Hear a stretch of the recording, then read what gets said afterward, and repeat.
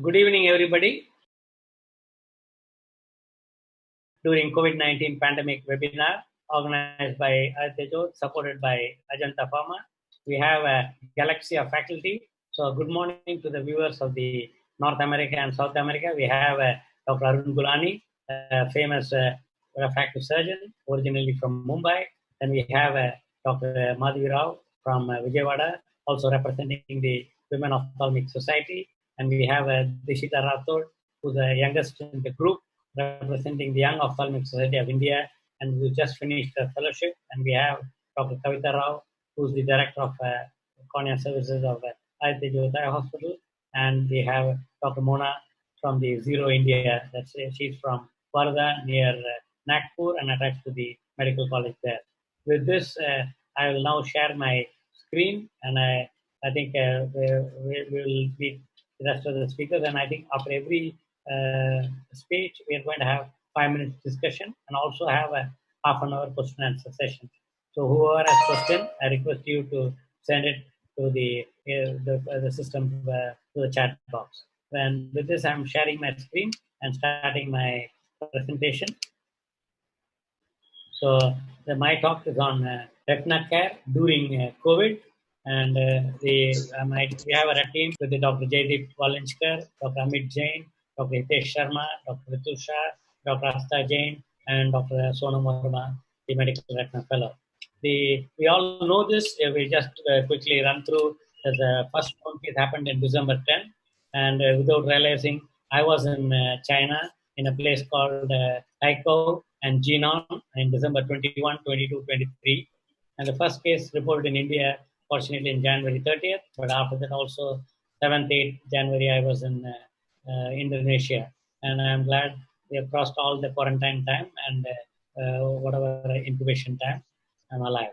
And I think a graph to compare with other countries, I think India is doing quite well, even though we have still not reached the peak. And earlier estimates for India by AA gave confidence and projected total COVID-19 infection, asymptomatic and symptomatic hospitalized in India, and a temporary lockdown buys time to prepare healthcare facilities and workforce. And I think we're already on 39th day of lockdown. And I think total tests for COVID 19 per million. And ocular images continues, and also with the essentials. We actually, All India Ophthalmic Society, I'm representing this organized medicine academic guild, and my own hospital and various societies. We are with the full of strict precautions and protocols.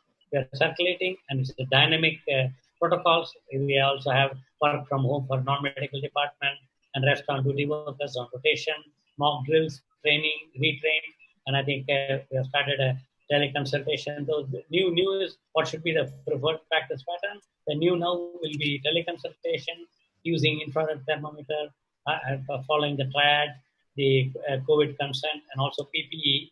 And I also suggest everybody should in India register for the Aragya Setu. And I'm part of this All India Ophthalmology Society, Indian Journal of Ophthalmology consensus statement on preferred practices during COVID-19 pandemic. And I think this has to be dynamic, and this was done a few days back. And then strict protocols outline challenges with all department heads, communicate with national and international hospitals, devise working strategy, circulate new SOP. So somebody in the group should be getting the new SOP and updating, make sure each one understands, assure compliance under same understanding, be vigilant, keep updating, and repeat the SOPs. Reduce the necessary staff only during this lockdown, and later as per patient load expected. And I think even that we should control. To the new now, everybody having the physical distancing of 1 meter between. You can see that whenever I think today the wine shop have opened and there's crowding happen. I think if the general public do not understand, I think at least we ophthalmic professionals and the paramedical profession should understand, set an example to the rest of the community. Encourage work from home in whichever department it's possible. And unfortunately, doctors cannot work from home. We have to be in the forefront. And teleconsultation is a very useful legalized portal. Dr. Kavita will be talking on active segment. Follow-up of patients under treatment actively helps in filtering those requiring personal visit on same day on a designated to avoid clustering, maintain rapport with old patients with assurance. New patients develop confidence in our health services. Emergencies are better assessed and encouraged for timely treatment. And mock drills, training, retraining, and this is what I'm focusing. Ask for a history of fever, prefer to send to their, depending on if our hospital is working, but somebody ophthalmology is not working, send to the nearby eye center, give properly spaced appointments, send an appointment message to the patient, and only one attendant to accompany. Patients to be asked to come with mask on or provide mask, and patient or attendant must not be allowed to use the used mask. And PPE for OPD staff, gowns for clinical staff, respiratory N95 mask, face shield, goggles, double gloves, shoe cover, coughing, and safe disposal.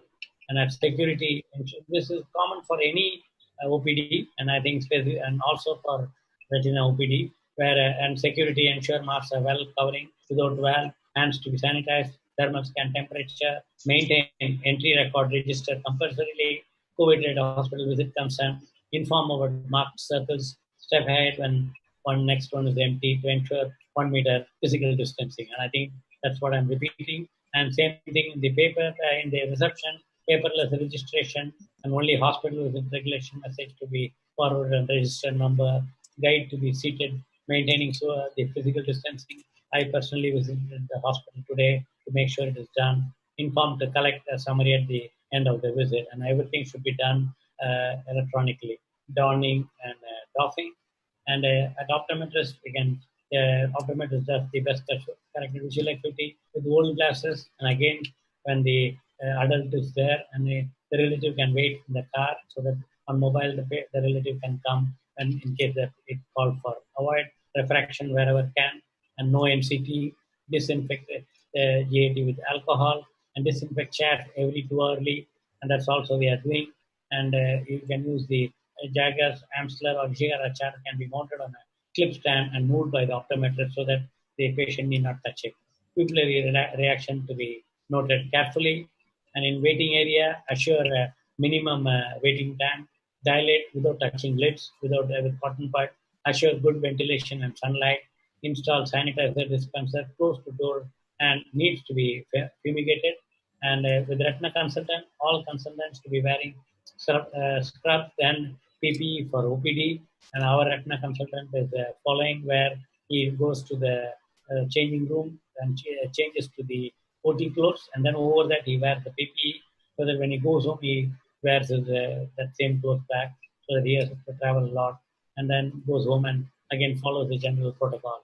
Install protective shield on the slit lamp, avoid air conditioner, fan should be directed towards the patient, and prefer indirect ophthalmoscopy, that's what we do, and clean slit lamp, chair unit, and lenses in between consecutive patient. Consultant must sanitize hands between each patient. Face protection shield has to be cleaned every day, and we have the face shield N95 to be used, and using a 3-ply mask over it can assure more longevity of the N95 mask. And in the retina consultant, only patient diagnostic room, FFA and ICG to be avoided, B-scan probes and device to be cleaned with alcohol soap, and printouts to be handed out to a doctor by technician, and or you can electronically transfer, that's the best. If electronically not possible, you can use the mobile phone, take the photo of the, or take a video of the screen, whether it's OCT or ultrasound, and send it by WhatsApp to the consultant. So within the hospital, we are planning teleconsultation for a senior consultant like the clinic. But when we start after the post-COVID, I'm deciding this so that my exposure to the patient will be reduced, and I'll concentrate on only patients to be operated after the post-COVID. And laser to be fire tested once every day. If you're not doing laser, lenses can be covered with a cling on plastic wrap, clean with alcohol or commercial solution, and wash lenses between patient. Bacilloid or 1% sodium hypochlorite, more economical for surface cleaning of tabletops and machine. I think this we have to teach, and I think sometimes when you put an order, I think the staff tend to break it. So I think we have to explain why we have to do it. I think that's what I see the problem in the road, that some places the physical distancing is not happening because they are bored to stand in the line, or there's a lot of sun. I saw today going to a pharmacy shop, there were circles, but because of the sun, they were all standing in the shade. close to each other. I think somebody has to give the counseling instead of fighting or punishing them by somebody. And this is how 1% sodium hypochlorite can be prepared, which is available in the net. If somebody wants, we can send a mail and we can send by answer. The emergency of retina, which we are doing right now, is a ROP. And why you can ask why ROP is an emergency? Because ROP can develop something like ROP plus disease, where if you don't treat, they can develop neovascularization and it can go into emergency like producing hemorrhage and retinal detachment, acute retinal detachment, choroidal detachment, retinal tear, central retinopathy occlusion, vitreous hemorrhage, retinal pigment epithelial rip, massive subretinal hemorrhage, acute ischemic optic neuropathy. And operable emergencies are sight-threatening, permanent significant visual compromise anticipated, mandating anatomical restoration. And preoperative assessment has given a guideline, and I just go through that and pre-operative assessment and all this. The surgery patient, which I'm going through. I'm not going to the details because all these are available in the AOS website, and which as an ophthalmologist we have to follow. And one word of caution: our secretary and president all the time mentions is, apart from the AOS, also go through the ICMR guideline as well as your own state, because the Indian the health is a state subject. Please make sure you are compliant with the state guidelines. And prior to day of surgery, make sure the supplies are close to, no, not close to expiry, availability and wellness of the decided team. So that's what I'm reassuring my team, that utmost importance is your safety. That means the surgeon and the retina surgeons and retina team or anybody. I mean, eye hospital, the paramedical, the security, the reception. I keep telling them your safety is important, because only you are safe, your family can be safe. Same way the patient can be safe. And this is the PPE for OT.